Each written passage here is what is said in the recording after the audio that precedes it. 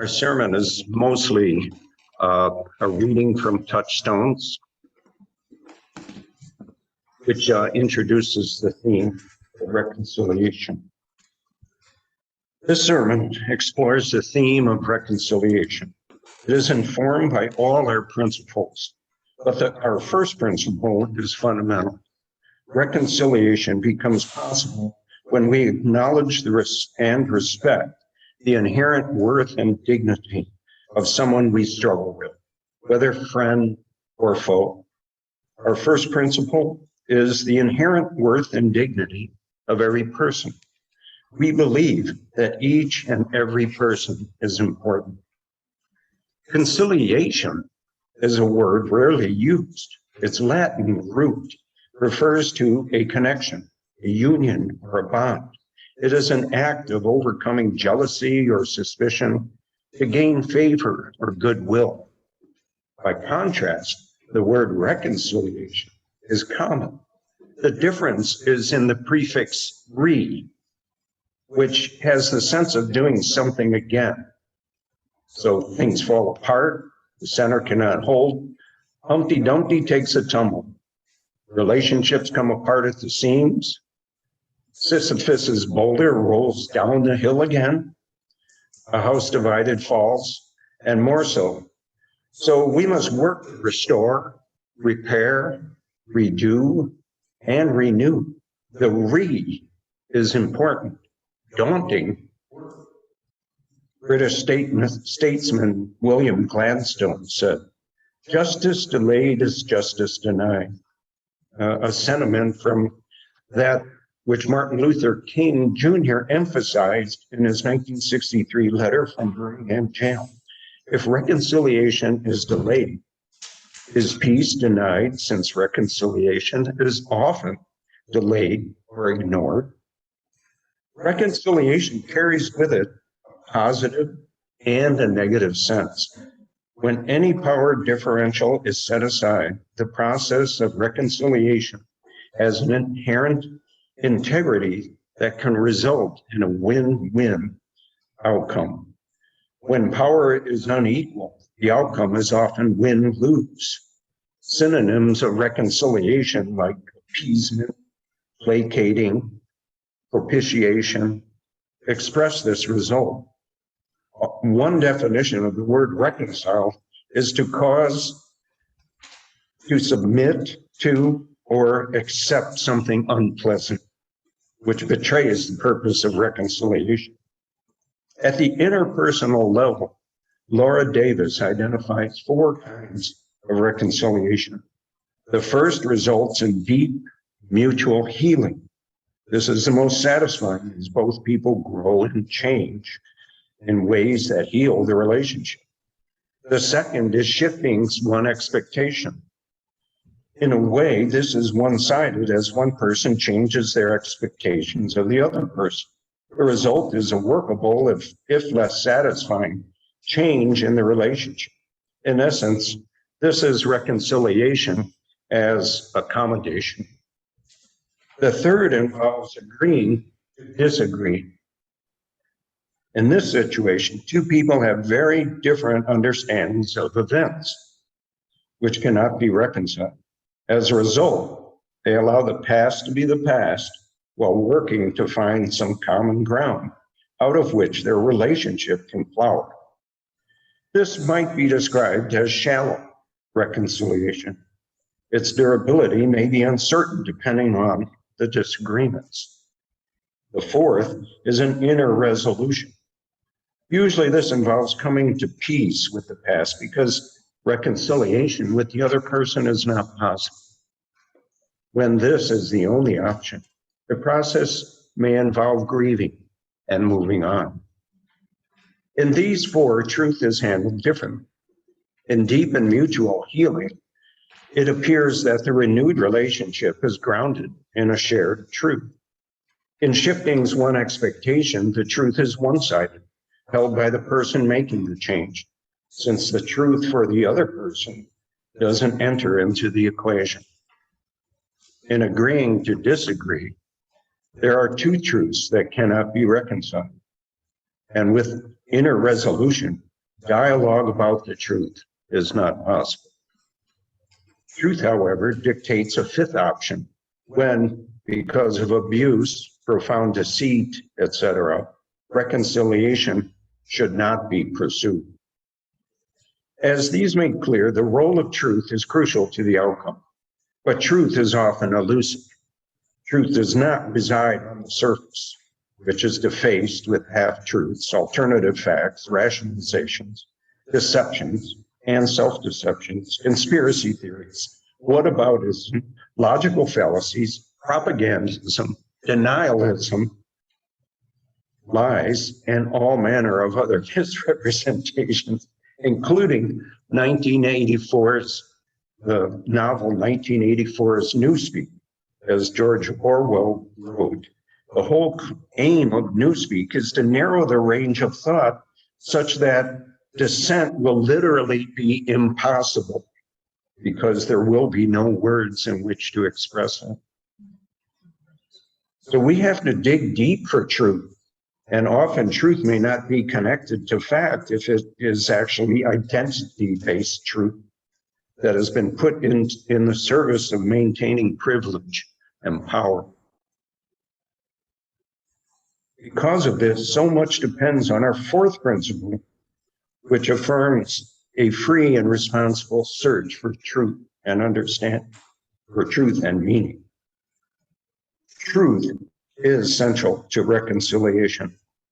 As illustrated by the work of over 70 Truth and Reconciliation Commissions since 1974, such as the Canadian-based organization Indigenize, which was formed in 2013 to cultivate Indigenous leaders and educate non-Indigenous allies through their Truth and Reconciliation Workshop.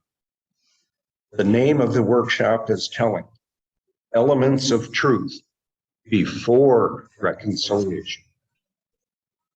Priscilla Hayner writes that a Truth Commission, one, is focused on the past rather than in ongoing events. Two, investigates a pattern of events that took place over a period of time. Three, engages directly and broadly with the affected population, gathering information on their experiences. Four, is a temporary body with the aim of concluding with a final report. And five, officially authorized or empowered by the state under review. Jesus said, "You shall know the truth, and the truth shall set you free." That's in John chapter 8:32. Of course, that is only possible if the truth has first been set free. In the truth and reconciliation process, the impact of truth varies. For the oppressed, it is the balm of Gilead. For the oppressor and the bystander, it is a significant challenge. They come to Jesus' moment, if they come at all. As one person quipped, the truth will set you free, but first, it will make you miserable. In this case, misery is a form of repentance, one that leads to transformation. Yet many people evade misery through denialism, which is an irrational, ideological-based action to deny any uncomfortable truth, to protect their sense of self, and often to maintain privilege and power. For reconciliation to grow out of truth, it matters how the heart responds. Parker Palmer writes, "Heartbreak comes with the territory called being human. The brittle heart breaks apart into 1,000 shards, while the supple heart breaks open, not apart, growing into a greater capacity for the many forms of love. Only the subtle heart can hold suffering in a way that opens to new life. The brittle heart evades the truth. The supple heart breaks open to hold the truth with love, a necessary prerequisite to participating in reconciliation. A key person in reconciliation is an insider reconciler, an individual working to foster reconciliation within their own community.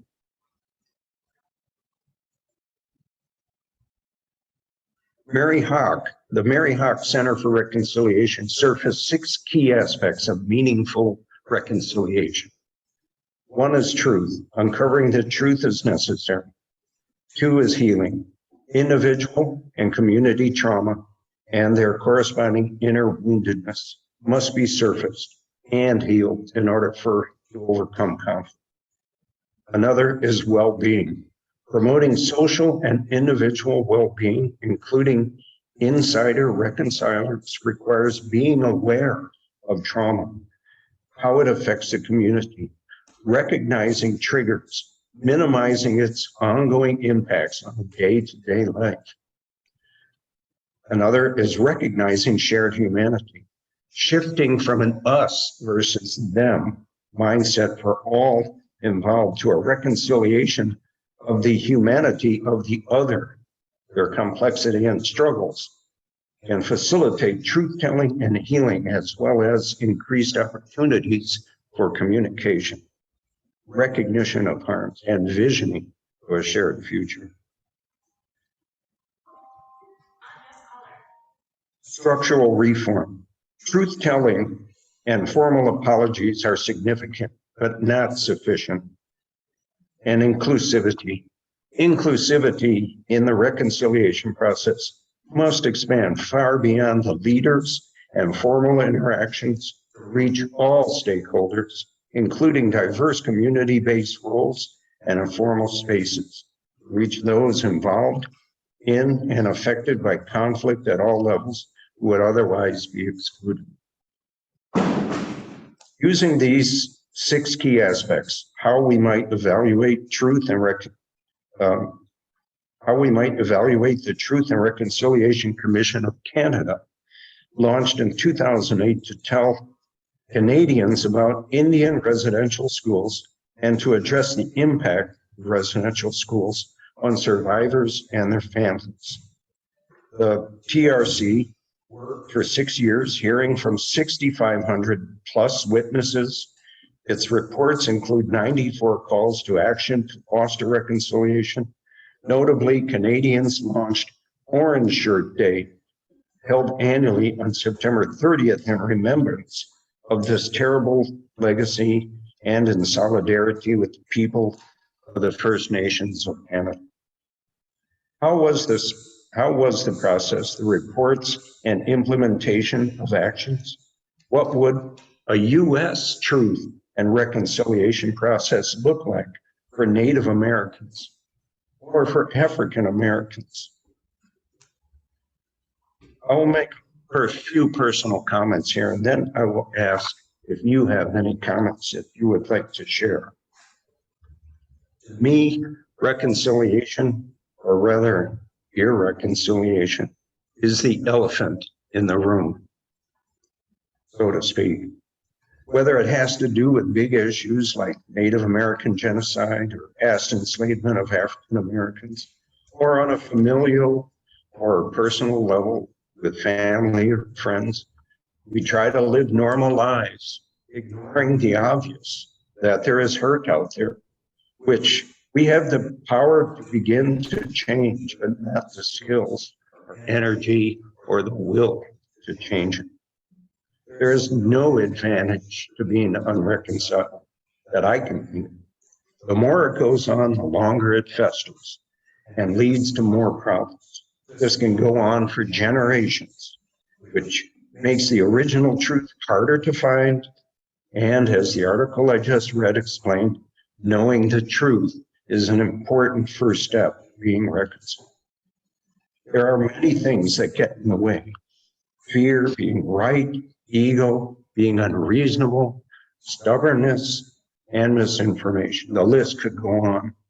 And I want you to help me add to this. Like John Lewis, the great statesman and civil rights fighter, said, leaders should always be initiators of reconciliation.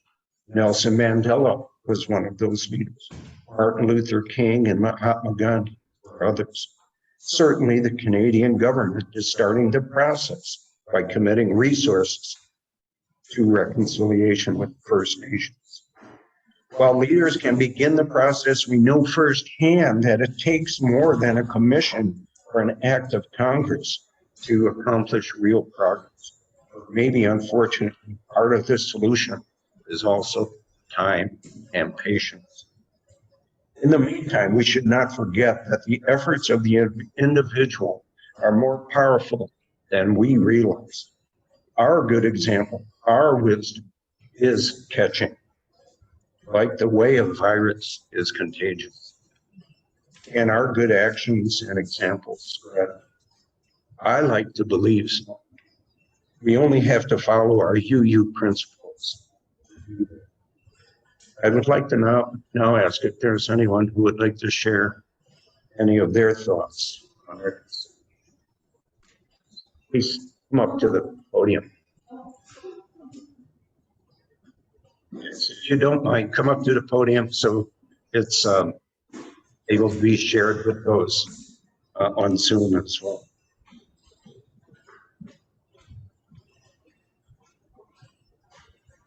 So as you were saying, you talking about this, I was thinking that this is one of those things because it's a huge kind of institutional community problem, but it's harder for problems to be solved on that large order first. I think it does need to come from individuals and slowly grow from individuals to small groups to communities and then further, because people need to really believe that the truth is the truth, because a lot of people have like this very instant defensive reaction against the truth because they're feeling attacked. And if you wonder, why are you feeling attacked when we're just stating like historic facts, then they have to think about that. And I think that's an individual process. So I think it grows from the individual to the community, to the institution.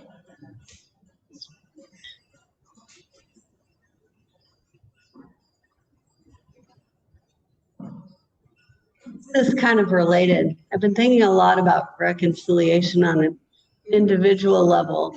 And one of our kind of UU approaches is trust yourself. We have these, to your own self be true, as to the only truth, except I have amended that for myself, which is trust yourself, but verify. Because it is so easy to get caught up in our own pain or our own bias. And we're sure we're right inside, and we're not always right. So that's my new approach. Trust yourself, but verify. And we have to have those people in our lives who we trust to say, am I off on this? Am I reading this the right way? Can you help me? And be open to actually hear something that might be different than what we automatically assume.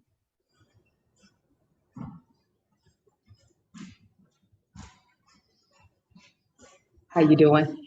So with reconciliation, when I think about it, it makes me realize that we all individually have to go within and heal our childhood traumatic issues, relationship issues, and any of the issues that have been forced on us, because we should all be acting out of love.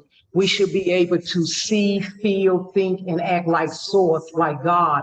The authentic true way is love, is truth. So once you can go within and heal those issues, then you'll be able to put out and mirror what you want back.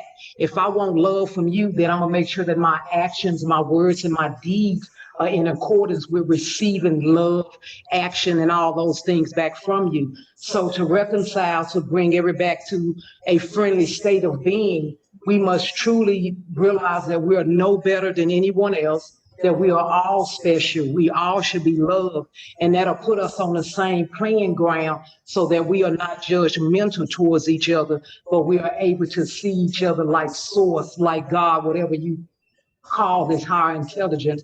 We'll be able to see and act out of the kindness of love.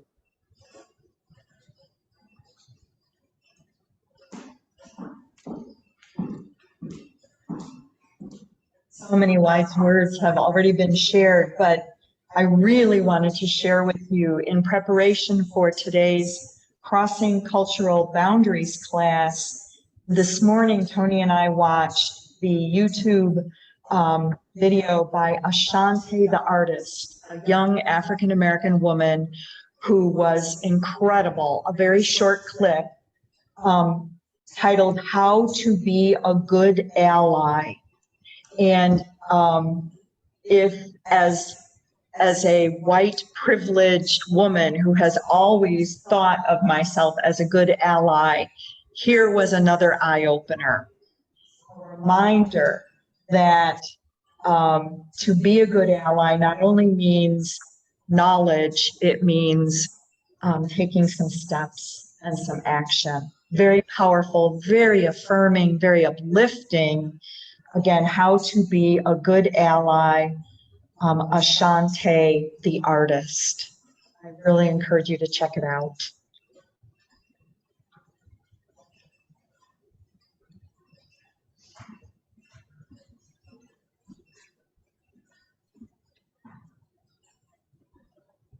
Is there anyone on Zoom who would like to share?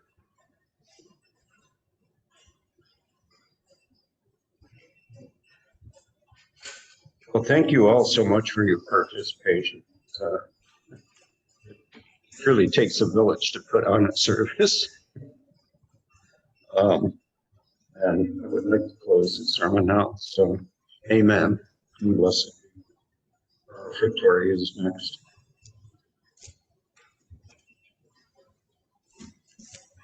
Please